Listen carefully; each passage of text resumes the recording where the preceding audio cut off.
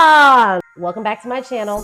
Today I would like to share Welcome back to my channel. Today I would like the process of selecting a good salon to do braids, to do locks, to do twists, to do anything for your child's hair should be a very meticulous one. You should scrutinize the place that you go to do your child's hair, similar to how you scrutinize the doctor that you choose for them, because it is just that important if you want to make sure that they have a healthy head of hair and that they have a healthy scalp.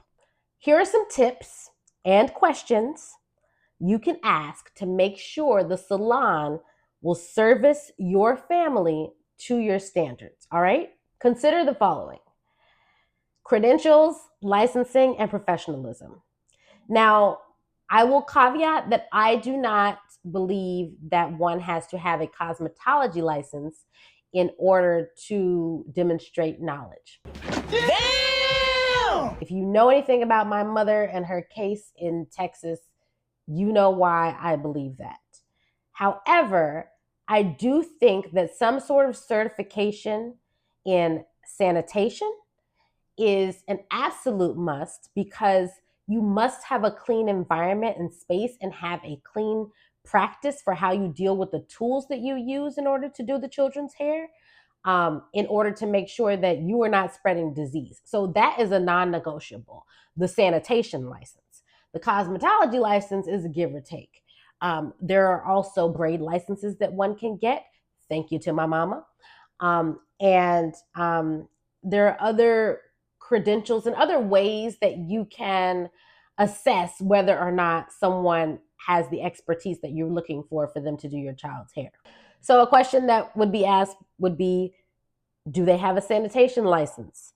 Do they have a braid license, or can they show you their own portfolio of children's styles? Can they show you videos of styles that they have done? Do they offer a hair consultation?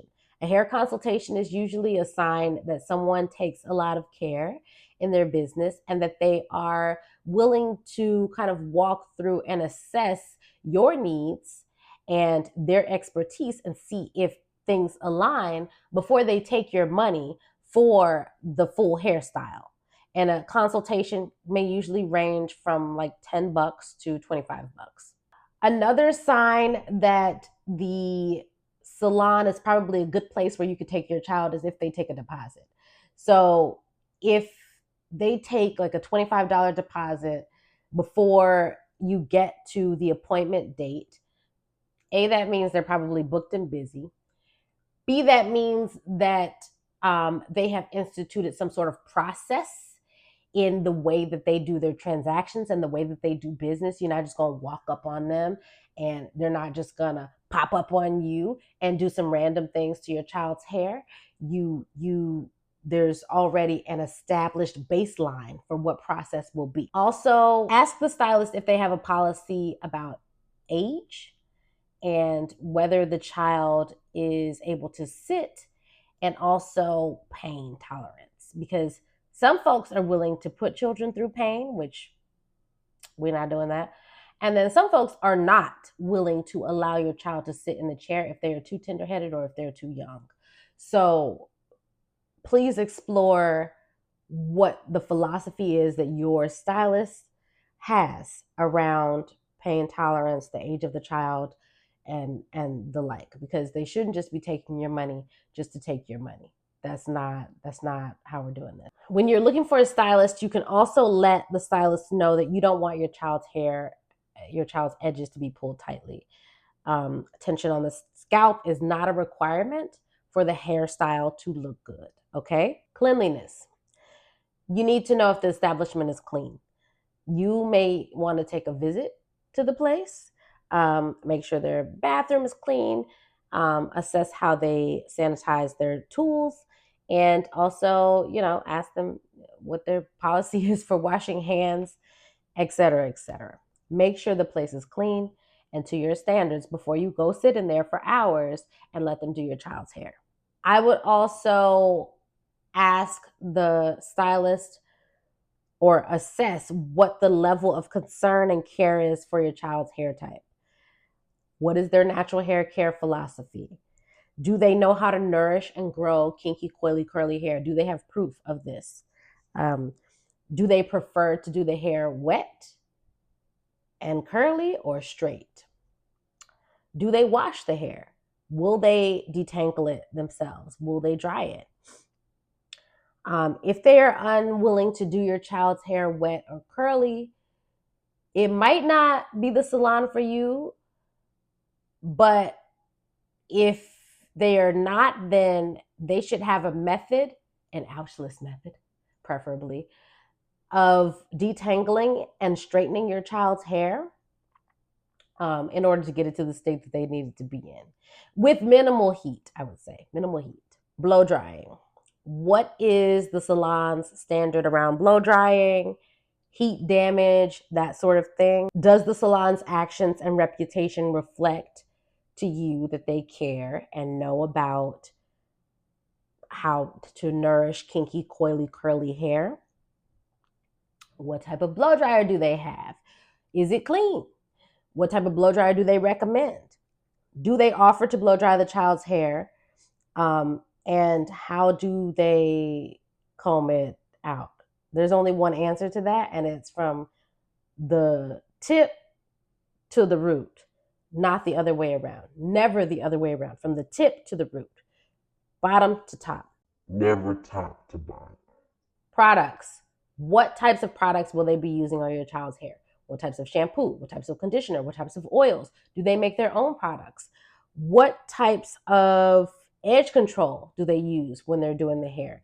Are they going to put the edge control on the braids when they do the hair? I prefer for this to not be done because edge control tends to attract a lot of lint and dust and stuff. And if you're putting it on every single part when you're doing individual braids, I just find that it gets really gunky very fast. So I prefer not to do that. But are they okay if you say, I don't want to have that done? Also, are they going to be using any type of mousse on your child's hair afterwards? And can you elect to not use that? All of these things are questions that you can consider and pose to them when it comes to products being used on your child's hair during the hair care process. Also, grease. A lot of grease has petroleum in it, and petroleum clogs pores and is not necessarily good for the scalp. So are they using grease, like traditional grease, on your child's hair when they are trying to moisturize the scalp? Or can they use something else, like some oil that you might have brought?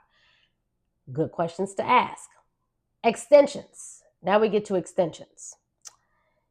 If the person has a tight stroke, perhaps ask them to demonstrate a looser stroke for you or on a mannequin so that you can see how tight they braid. Are they okay with you bringing your own hypoallergenic hair or hair that is plant-based if you're using extensions to do the child's hair? There are some good Black-owned brands that have plant-based hair now, and a lot of them have wait lists, but if you get on the wait list and if you get a couple of bundles, you can take that and have them use that to do your child's hair, or you can use human hair, which is also a good alternative. If they're using synthetic hair, what methods are they taking to make sure that they are not exposing the child to the chemicals in the hair? So are they dipping the hair? Because that releases the chemicals. Are they burning the hair? That also releases the chemicals. These are questions that we now need to be concerned about, because when we know better, we do better. Also, you might want to ask them whether or not they do knotless, or whether they do the feed-in technique, or whether they're doing leave-out when they're doing your child's hair. All of these are different methods that you can use to braid someone's hair. And then they all give different types of looks. So that is something that you might want to discuss with them so that you can figure out the exact type of look that you are going for. Another thing that you might want to ask them is about a refund policy. Now, it is rare that I have had to ask for a refund for my hair or for a hairstyle that I got. But in the rare event that you do not like the style, you should ask them what is the refund policy for the deposit if you don't show up to the appointment, and then also what is the refund policy if you don't like the style. That is something good to know up front. What happens if the hair starts falling out or starts shedding tremendously? Will they take you back in the chair and fix it?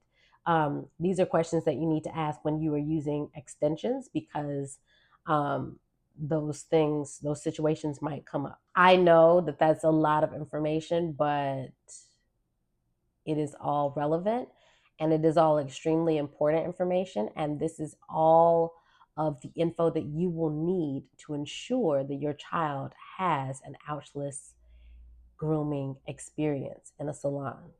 Do not take it for granted. Like I said, you need to vet these places similar to how you would vet your child's doctor or dentist or any other place that you deem important and you're taking your child there. Okay. Okay, that's it. Don't forget to like, subscribe, share the video with those who you think would benefit from this information, and also drop a comb in the comments if you loved what you heard. And also, if you have salons that you have been to in your state, drop the state and the salon that does the children's hair in a very professional and ouchless manner, because I would love to create a database with across the nation and maybe even the world with places that we can go in order to get our children's hair done, and rest assured that they will have a wonderful experience. Have a blessed day.